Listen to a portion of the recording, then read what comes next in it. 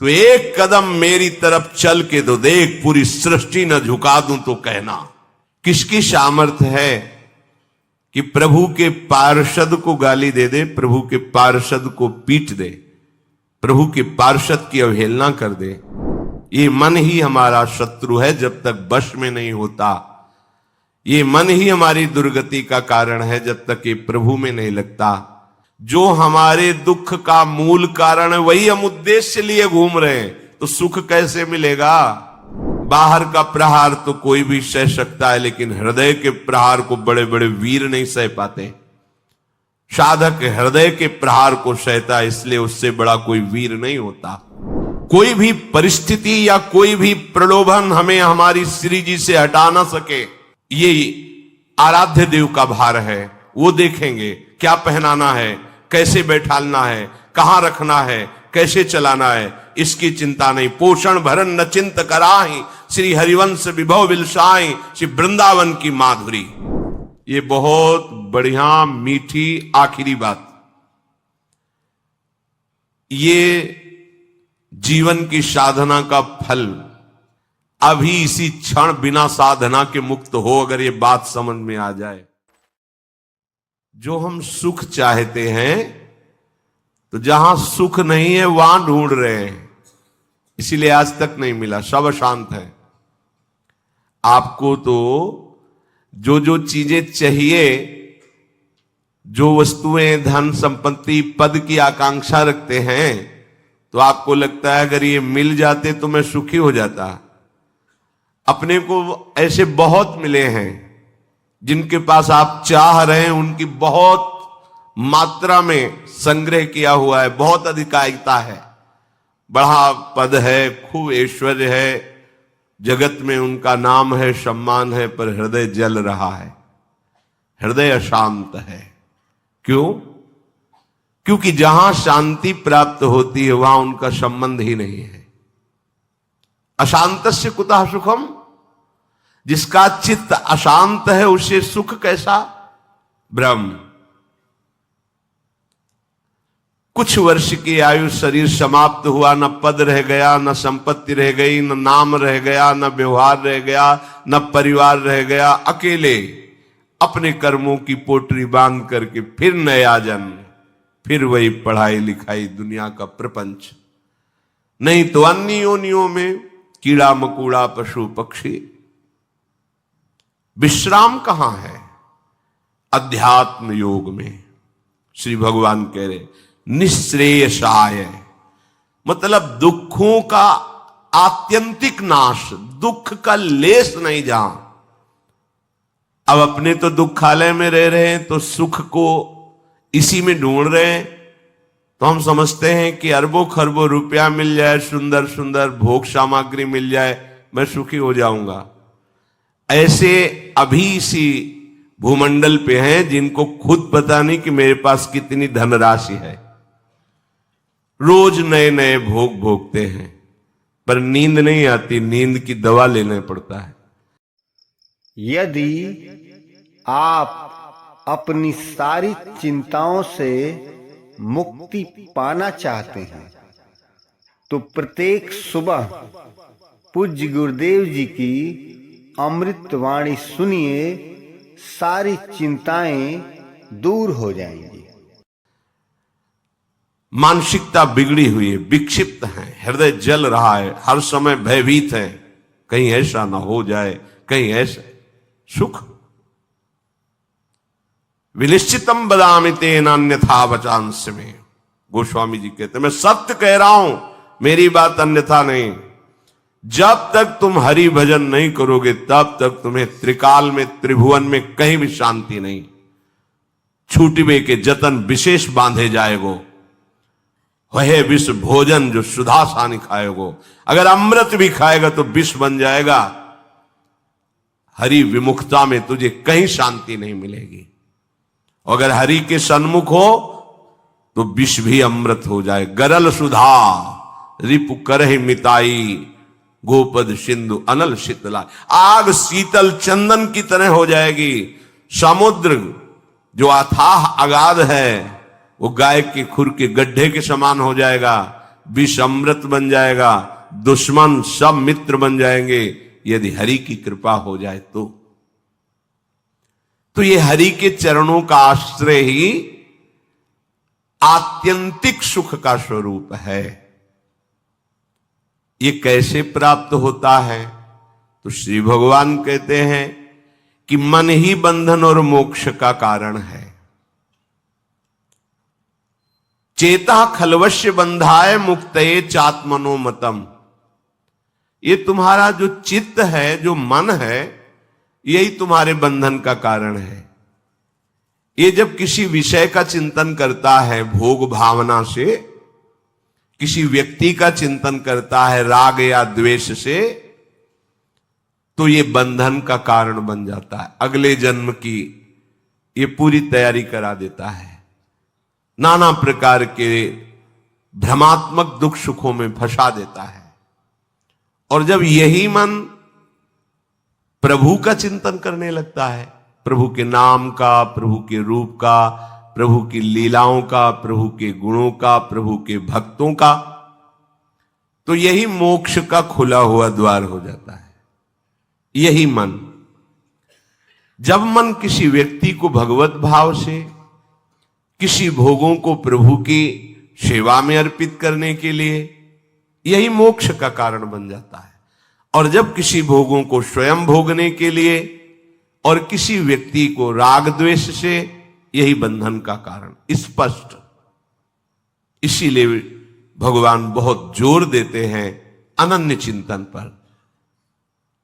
तुम्हारा चिंतन भगवत भाव से निरंतर चलता रहे तो जितनी श्वासें हैं वो प्रभु को अर्पित कर देने का फल होगा, प्रभु के समीप पहुंच जाना। ये तो बहुत कठिन है। मन को संसार के चिंतन से हटा करके प्रभु के चिंतन में लगाना, ये तो बहुत कठिन है, क्योंकि हमारी आसक्ति हो गई है शरीर में, शरीर संबंधियों में, भोगों में, पद प्रतिष्ठा में। बड़ा सुख लगता है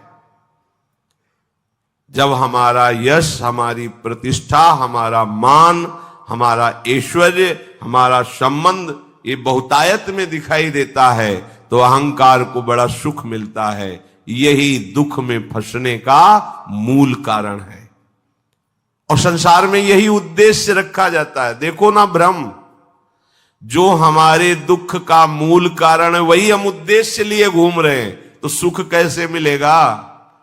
धतूरा बोओगे तो विषय खाने को मिलेगा ना, अमृत तो नहीं मिल जाएगा।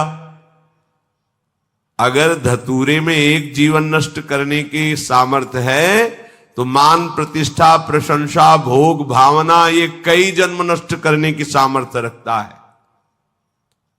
बुद्धि हमारी भ्रमित है, इसलिए हम समझ नहीं पा रहे।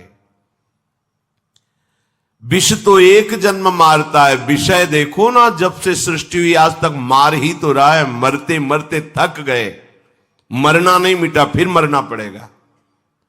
अरे अब तो ऐसा मरो कि अब जन्मना न पड़े, मृत्यु महोत्सव हो जाए।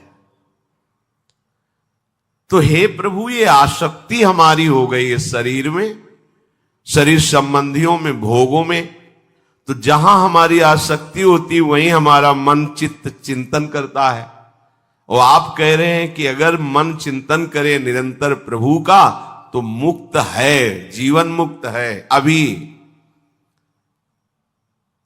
कैसे हो सकता है ऐसा? तो श्री भगवान ने कहा, प्रसंगमजरम पाशमात्मनः कवयो विदुः स एव साधु सुकृतो मोक्ष द्वारमपावृतम्। खुला हुआ मोक्ष का द्वार खुल गया। क्या? जो तुम्हारी शरीर में आसक्ति है, शरीर के रिश्ते नाते संबंधियों में आसक्ति है, भोगों में आसक्ति है, वही नरक का खुला हुआ द्वार है। कैसे? त्रिविधम नरकस्येदम द्वारम नाशन मात्मना कामः क्रोधा तथा लोभा तस्मादेत्रयम त्यजेत। जब तुम शरीर भाव से होते हो तभी तुम्हें काम वेदना सताती है। काम में बाधा पड़ने पर क्रोध का जागरण होता है, क्रोध ही नाश का स्वरूप बन जाता है। क्रोध हमारी स्मृति का नाश करता है, स्मृति से बुद्धि नष्ट हो जाती, बुद्धि नाश ही सर्वनाश हो जाता है। काम, क्रोध और लोभ ये नरक के खुले हुए द्वार है। अगर यही आसक्ति प्रभु के प्रेमी महात्मा के चरणों में हो जाए तो कह रहे हैं मोक्ष द्वारम अपावृतम, खुल गया मोक्ष का द्वार। अब बस केवल प्रवेश करना है, अर्थात उनकी आज्ञा का पालन करना है, जो पालन करना है। जो आसक्ति शरीर में, भोगों में, संबंधियों में है, यदि वो श्री भगवान के प्रेमी महात्मा सदगुरुदेव के चरणों में हो जाए तो मोक्ष का खुला हुआ द्वार है। अजात शत्रुवः, अगर एक भी व्यक्ति के प्रति शत्रु भाव रहेगा तो यहां लौट के आना पड़ेगा। एक भी व्यक्ति से आसक्ति हो गई तो लौट के आना पड़ेगा। मृग के बच्चे से हुई मृग बन गए, पुरंजनी से हुई पुरंजनी बन गए।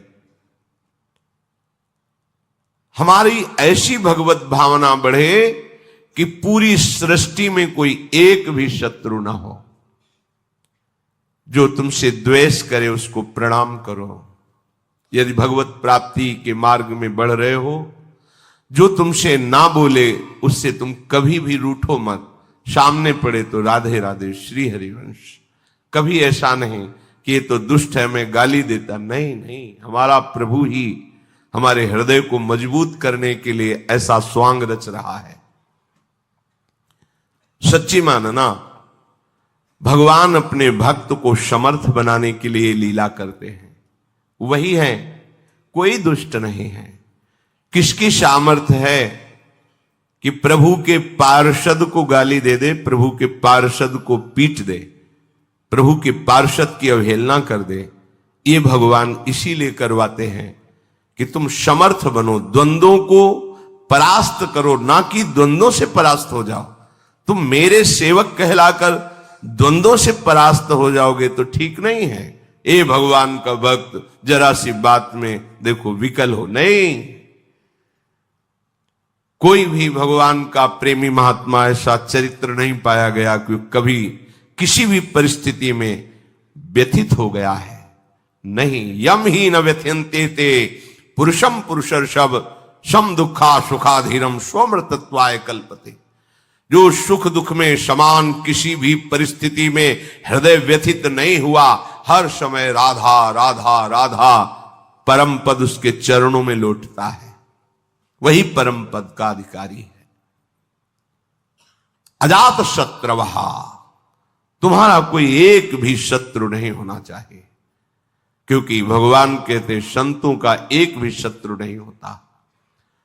अपना मन ही शत्रु है, कोई और बाहर शत्रु नहीं। जब तक आप अपने मन को प्रभु के चरणों में नहीं लगाते तब तक ये जाल फैलाता रहता है। एक को मित्र बनाएगा, एक को शत्रु बना लेगा, एक में राग कर लेगा, एक में द्वेष कर लेगा और हमारे नए जन्म की व्यवस्था कर देगा। ये मन ही हमारा शत्रु है जब तक वश में नहीं होता। ये मन ही हमारी दुर्गति का कारण है जब तक ये प्रभु में नहीं लगता। प्रभु में लग जाए, वश में हो जाए तो इससे बड़ा कोई मित्र नहीं। मन ही श्री कृष्णाकार होकर भगवत साक्षात्कार करा देता है। अजात शत्रुवः, कोई भी एक हमारे